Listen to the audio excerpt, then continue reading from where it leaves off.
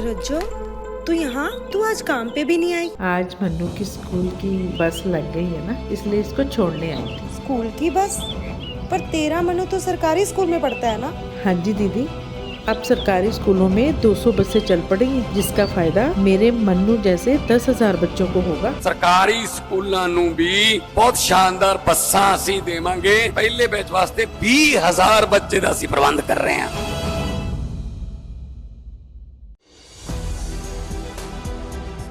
दिल्ली में विधानसभा चुनाव को लेकर इस वक्त दिल्ली की सियासत जंग का मैदान बनी हुई नजर आ रही है।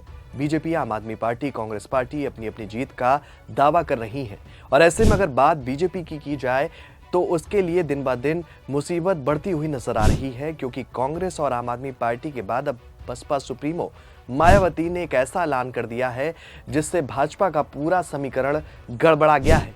क्या है वो ऐलान, आगे आपको इस वीडियो में बताएंगे। नमस्कार, आप देख रहे हैं 4 PM और मैं हूं आपके साथ में शोभित पाठक। कहते हैं सियासत में कभी भी कुछ भी हो सकता है और ये बात दिल्ली में चुनाव में कई बार देखने को भी मिली है।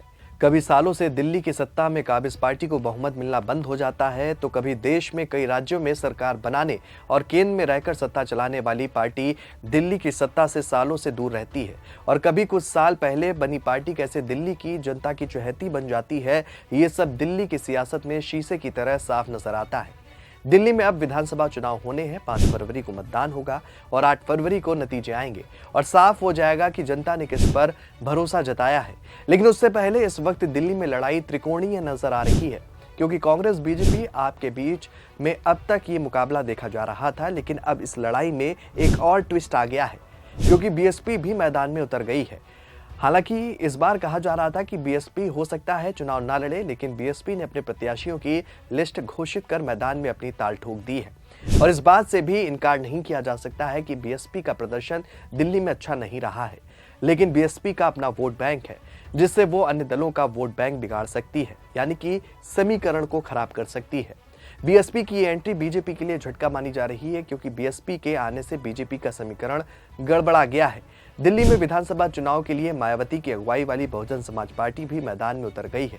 बीएसपी ने कल 70 सीटों में से 69 पर उम्मीदवार उतार दिए हैं। दिल्ली के त्रिकोणीय मुकाबले में अब बीएसपी की एंट्री से चुनाव और दिलचस्प हो गया है और इसके साथ साथ ये भी साफ हो गया है कि बीएसपी किसी के साथ गठबंधन में चुनाव नहीं लड़ेगी। बीएसपी की ओर से जारी कुछ चर्चित उम्मीदवारों की बात करें तो नई दिल्ली सीट से वीरेंद्र को मैदान में उतारा गया है। ये वो सीट है जहां से दिल्ली के पूर्व मुख्यमंत्री और आम आदमी पार्टी के संयोजक अरविंद केजरीवाल चुनाव लड़ रहे हैं। वहीं चांदनी चौक सीट से पार्टी ने कालीचरण को टिकट दिया है। जंगपुरा से रविंद्र कुमार को मैदान में उतारा है। ये वो सीट है जहां से दिल्ली की पूर्व डिप्टी सीएम मनीष सिसोदिया चुनाव लड़ रहे हैं। चौथी सबसे चर्चित सीट की बात करें तो वो कालकाजी सीट है।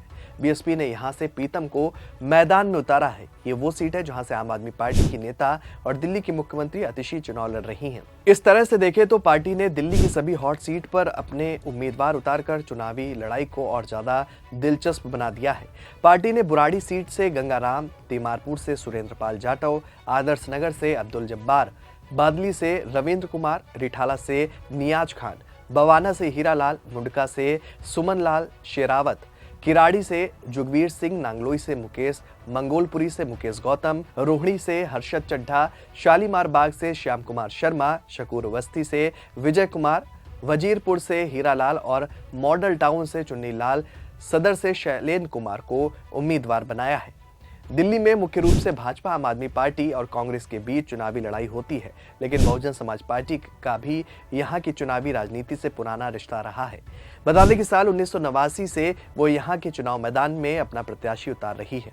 लोकसभा में उसे एक भी सीट अभी तक नहीं मिली है, लेकिन विधानसभा व निगम चुनाव में सफलता मिलती रही है और इस बार सभी 70 विधानसभा सीटों पर उसने अपने प्रत्याशी उतारने की घोषणा कर दी है।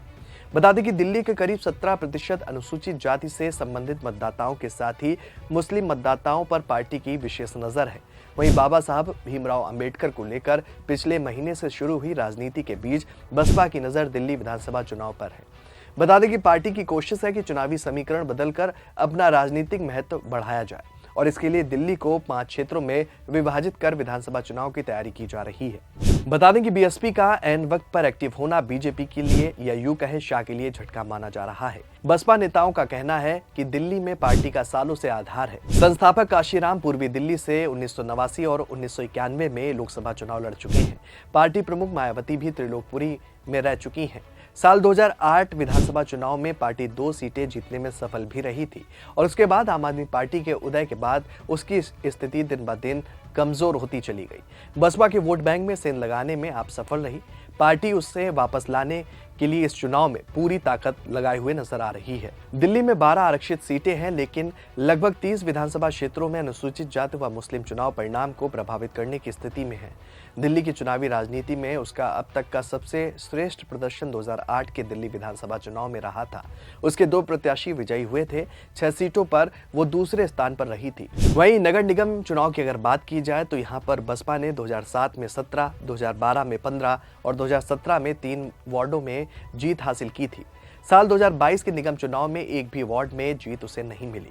दिल्ली में विधानसभा की 70 सीटें हैं, जिनमें से 58 सामान्य श्रेणी की हैं, जबकि 12 सीटें अनुसूचित जाति के लिए आरक्षित हैं। चुनाव के ऐलान के साथ ही सियासी पंडित अब ये आकलन करने में जुट गए हैं कि दिल्ली में बीएसपी के पूरी ताकत से लड़ने का क्या असर पड़ सकता है। वहीं कुछ का कहना है कि बीएसपी आपके साथ बीजेपी को तगड़ा डेंट दे सकती है। दिल्ली के विधानसभा चुनाव में बहुजन समाज पार्टी के पिछले प्रदर्शन पर नजर डालें तो उसके वोटिंग प्रतिशत में आमतौर पर गिरावट ही देखने को मिलती है। 2020 के विधानसभा चुनाव में पार्टी ने सभी 70 सीटों पर चुनाव लड़ा था और उसे मात्र 0.71% वोट मिले थे। वहीं 2015 की अगर बात करें तो 2015 के चुनाव में भी पार्टी ने 70 सीटों पर चुनाव लड़ा था और 1.3% वोट पाने में कामयाब रही। 2013 में पार्टी ने 69 सीटों पर चुनाव लड़ा और 5.35% वोट हासिल किए। सवाल यहाँ पर यह उठता है कि अगर मायावती की पार्टी ने दिल्ली विधानसभा चुनाव में अच्छा प्रदर्शन कर लिया तो किसे नुकसान होगा। दरअसल बीएसपी का वोट बैंक मुख्य रूप से दलित वर्ग है और फिलहाल इस पर ज्यादा दखल आम आदमी पार्टी और बीजेपी का है। कांग्रेस को भी इस वर्ग से वोट मिलते रहे हैं और ऐसे में अगर बीएसपी दिल्ली चुनाव में अच्छा प्रदर्शन करती है तो कहीं ना कहीं आप और बीजेपी की संभावनाओं को भी डेंट लग सकता है। करीबी मुकाबले वाली सीटों पर बीएसपी का अच्छा प्रदर्शन कुछ बड़ी पार्टियों का खेल बना और बिगाड़ सकता है और ऐसे में कोई भी पार्टी बीएसपी के उम्मीदवारों को हल्के में लेगी ऐसा तो नहीं लगता है। हालांकि पिछले चुनाव में बीएसपी के प्रदर्शन को देखते हुए कहा जा रहा है कि उसे दिल्ली में फिर से अपनी जमीन बनाने के लिए बहुत ही ज्यादा मेहनत करने की जरूरत है। लेकिन अगर बीएसपी ने दिल्ली में अपने प्रदर्शन में जरा भी सुधार किया तो खासतौर पर बीजेपी को भारी नुकसान भी उठाना पड़ सकता है, क्योंकि आपका वोट बैंक भी मजबूत है और कांग्रेस फिर से अपनी जगह बनाने की कोशिश करती हुई नजर आ रही है।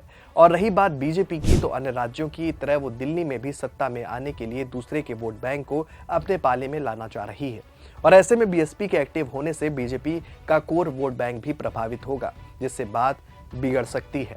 फिलहाल बीएसपी के आने से किस दल को फायदा होगा और किसे नुकसान मिलेगा ये तो आने वाला वक्त ही बताएगा।